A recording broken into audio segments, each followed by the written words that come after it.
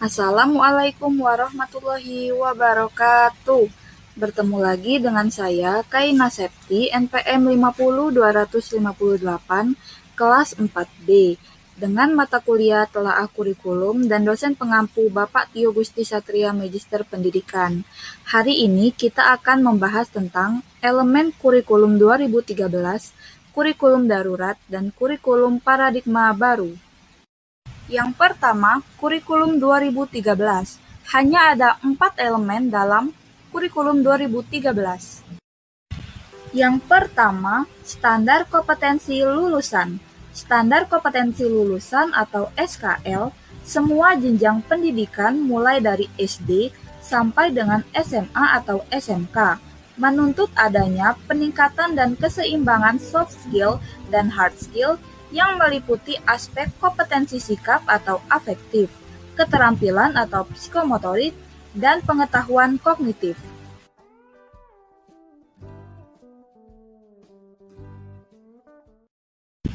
Yang kedua, standar isi.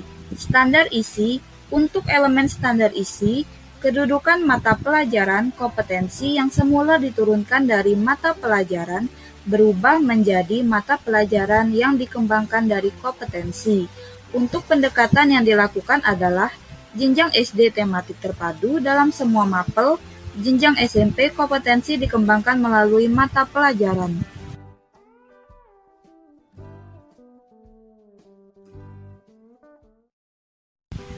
Yang ketiga, standar proses. Untuk elemen standar proses, bahwa semua siswa mulai dari SD sampai dengan SMA harus memiliki kemampuan untuk mengamati, menanya, mengolah, menyajikan, menyimpulkan, bahkan sampai menciptakan. Belajar tidak hanya terjadi di dalam kelas, tetapi juga boleh di luar kelas seperti perpustakaan, bengkel sekolah, instansi terkait, dan bahkan masyarakat sekitar. Guru bukan satu-satunya sumber belajar, tapi juga dapat diperoleh acara TV, radio, internet, dan sikap atau attitude tidak diajarkan secara verbal, tetapi siswa akan lebih banyak melihat dari apa yang dicontohkan oleh guru dengan memberikan suri tauladan yang baik. Yang keempat, standar penilaian. Untuk elemen standar penilaian, jika biasanya nilai diambil dari sebuah tes atau ujian, maka diubah menjadi penilaian yang otentik atau mengukur semua jenis kompetensi mulai dari sikap, keterampilan, dan pengetahuan berdasarkan proses dan hasil kerja. Setiap siswa memiliki semua rekaman kegiatan berupa portofolio yang dibuat oleh siswa sendiri sebagai sosialatif utama penilaian. Ekstrakurikuler pramuka akan menjadi wajib pada semua jenjang pendidikan dasar sampai menengah.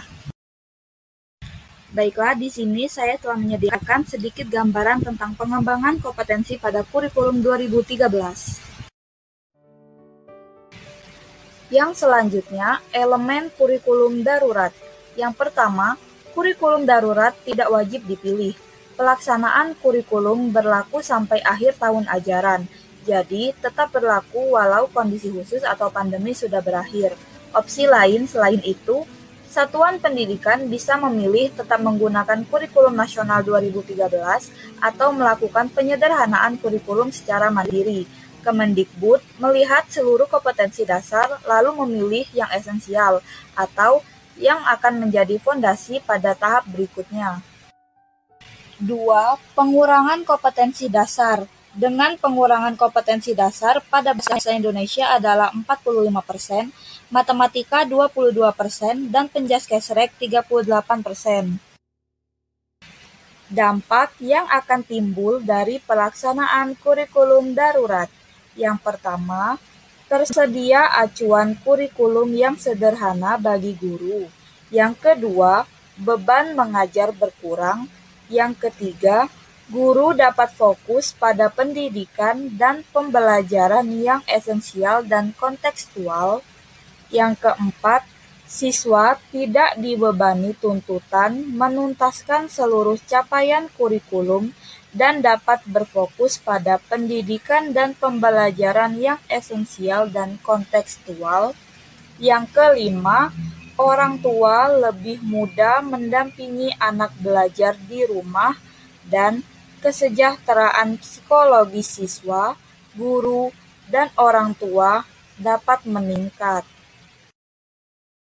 Yang selanjutnya, elemen kurikulum paradigma baru.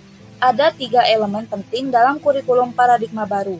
Yang pertama, berbasis kompetensi, yaitu pengetahuan, keterampilan, dan sikap dirangkaikan sebagai satu kesatuan proses yang berkelanjutan sehingga membangun kompetensi yang utuh.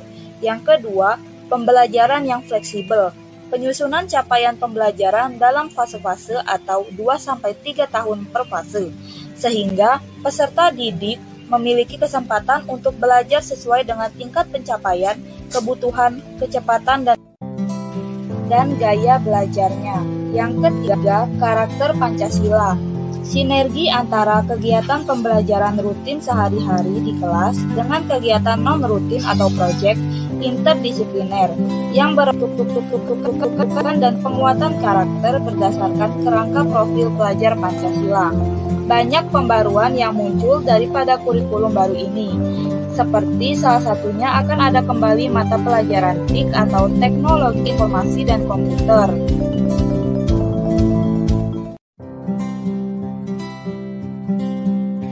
Jam pelajaran yang ditetapkan per tahun tidak lagi per minggu seperti pada KTSP 2013. Siswa mengikuti pelajaran IPA, IPS secara terpisah pada tingkat SMP, bukan lagi SMA atau SMK.